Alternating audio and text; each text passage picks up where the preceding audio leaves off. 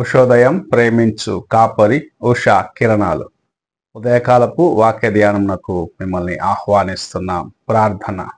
మమ్మల్ని మిక్కిలిగా ప్రేమిస్తున్న పరలోకపు తండ్రి, ఈ ఉదయకాల సమయానికై వందనములు స్తోత్రములు చెల్లించుకుంటున్నాం. నీ కృపను బట్టి మరి ఒక దినమును అనుగ్రహించి ఈ ఉదయకాలమున నీ వాక్యం వినుటకు మాకు అనుగ్రహించిన నీ కృప కొరకు వందనాలు చెల్లించుకుంటున్నాం. ఈ ఉదయకాల సమయమున నాతోనూ మాతోనూ మాట్లాడము. నీ వాక్యము చేత మమ్మల్ని బలపరిచి స్థిరపరచమని యేసు పరిశుద్ధ నామమున అడిగి వేడుకుంటున్నాను పరమ తండ్రి, ఆమెన్. ఈ ఉదయకాలపు వాక్య భాగము కీర్తనల గ్రంథము 63వ అధ్యాయము మొదటి 3 వచనములను చదువుకుందాం. దేవా, నా దేవుడవు నీవే, వేకువనే నిన్ను వెతుకుదును. నీ బలమును నీ ప్రభావమును చూడవలెనని పరిశుద్ధాలయమందు నేనెంతో ఆశతో నీ తట్టు కనిపెట్టియున్నాను. నీళ్లు లేకయుండియున్న దేశమందు నా ప్రాణము నీ కొరకు తృష్ణగొనుచున్నది. నీ మీద ఆశ చేత నిన్ను చూడవలెనని నా శరీరము కృషించుచున్నది. నీ కృప జీవము కంటే ఉత్తమము. నా పెదవులు నిన్ను స్తుతించును. మనము చదివిన కీర్తన భాగంలో దావీదు మహారాజు దేవుని ఎలాగూ వెతుకుచున్నాడు అన్న కార్యమును రాసి ఉంచటం చూడగలము. ఉదయమునే లేచి నిన్ను వెతుకుచున్నాను అని చెప్పటం చూడగలము. నీ సన్నిధికి వెళ్ళాలి, నీ ఆవరణముకు వెళ్ళేదానికి నేను ఆసక్తి కలిగి ఉన్నాను అని చెప్పటం చూడగలము. దావీదు మహారాజు జీవితంలో మనము చూసినట్లయితే దేవుని సన్నిధికి తాను ఎంత ప్రాముఖ్యతనిచ్చినాడని గ్రహించుకోగలం. తాను ఒక రాజుగా ఉన్నప్పటికీ ప్రభు తన్ను హెచ్చించిన దాన్ని బట్టి ఆ స్థితికి ఆయన వచ్చినాడు అని గ్రహించుకున్న వాడిగా తన జీవితంలో దేవుని ఎదుట తన హృదయమును యథార్థముగా కాపాడుకునేదానికి ప్రతి దినము ప్రయత్నించిన వ్యక్తిగా ఉన్నాడు. అందుకే దేవుని యొక్క హృదయానుసారమైన వాడిగా దావీదుని గురించి యెహోవా చెప్పటం చూడగలం. ఈ ఉదయకాలమున దేవుని నీవు ప్రేమిస్తున్నావా? దేవుని సన్నిధిలో ఉండటానికి ఆసక్తి కలిగి ఉన్నావా అని ప్రభు నిన్ను ప్రశ్నిస్తూ ఉన్నాడు. అనేక సార్లు దేవుని సన్నిధికి వెళ్ళాలి, ఆయన ఆవరణమునకు వెళ్ళాలి అంటే నేను ఏదైనా ఆటంకము వచ్చినప్పుడు వెనుకాడుతూ ఉంటాం. ఇప్పుడు వెళ్ళాలనా అన్న ఒక ప్రశ్న అనేక సార్లు అనేకుల జీవితంలో రావటం చూడగలము.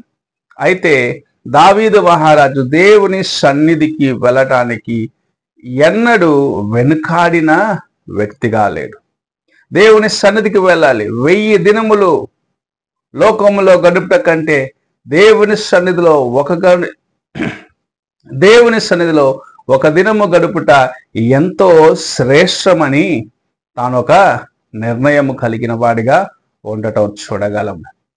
ఈ ఉదయకాల సమయమున దేవుని సన్నిధిని నీవు ప్రేమించి దేవుని యొక్క ఆవరణమునకు అనగా దేవాలయమునకు ప్రతి దినము వెళ్ళాలని ఆసక్తి కలిగిన జీవితమును కలిగి ఉండాలని ప్రభు మనతో మాట్లాడుచు ఉన్నాడు.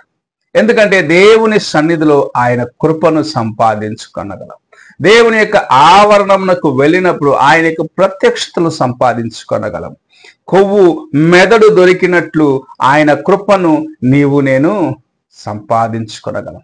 ఆయన సన్నిధిలో ఉన్న ఆశీర్వాదములను సంపాదించుకునేదానికి నీవు దేవుని సన్నిధికి వెళ్ళి దేవుని యొక్క వాక్యమును వింటూ ఆయనను స్తుతించి ఆయనను గణపరిచి ఆయనను ఆరాధించినప్పుడు నీవు నీ హృదయములో దేవుని యొక్క కార్యమును అనుభవించగలవు. దావీదు మహారాజు చెప్పిన మాట, నీ సన్నిధికి వెళ్ళేదానికి నేను తృష్ణగొని ఉన్నాను, నేను ఎదురు చూస్తూ ఉన్నాను, నీ కృప జీవము కంటే ఉత్తమమైనది అని చెప్పటము చూడగలం. మనము దేవుని యొక్క కృప చేత జీవిస్తున్నామనేది ఎన్నడూ మర్చిపోరు. ఆయన కృప మనము జీవించే జీవితంకు చాలా ప్రాముఖ్యమైనది.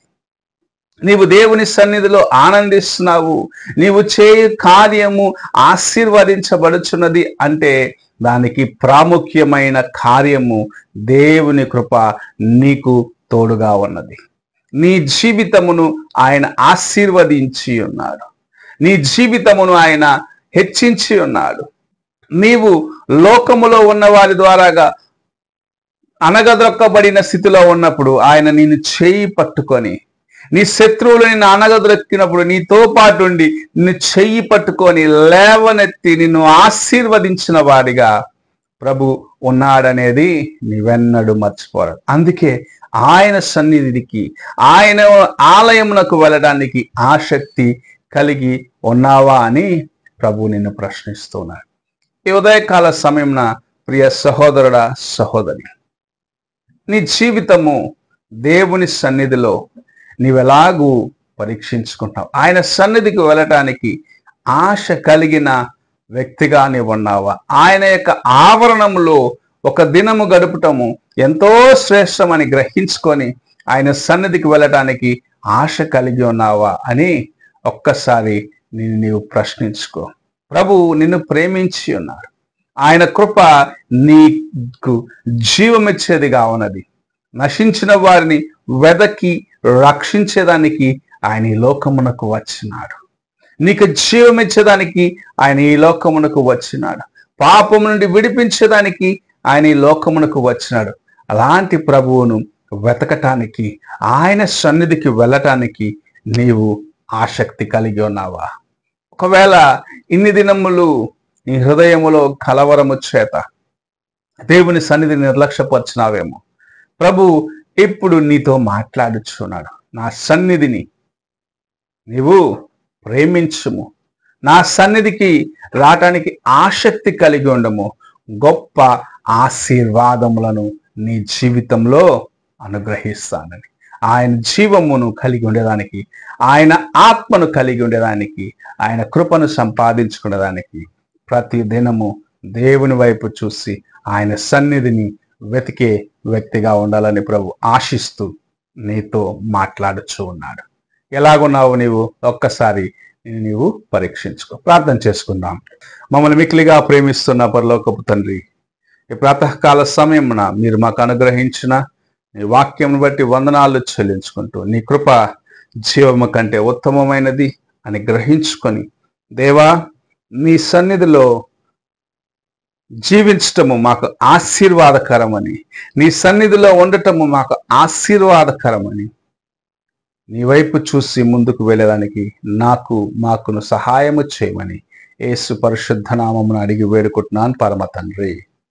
ఆమెన్. తండ్రి అయిన దేవుని ప్రేమ, కుమారుడైన క్రీస్తు కృప, ఆదరణకర్తైన పరిశుద్ధాత్మక సహవాసము ఇప్పుడు ఎల్లప్పుడూ తోడై ఉండి సదాకాలము తన కృపలో నడిచే శక్తిని మనకు అనుగ్రహించును గాక. ఆమెన్.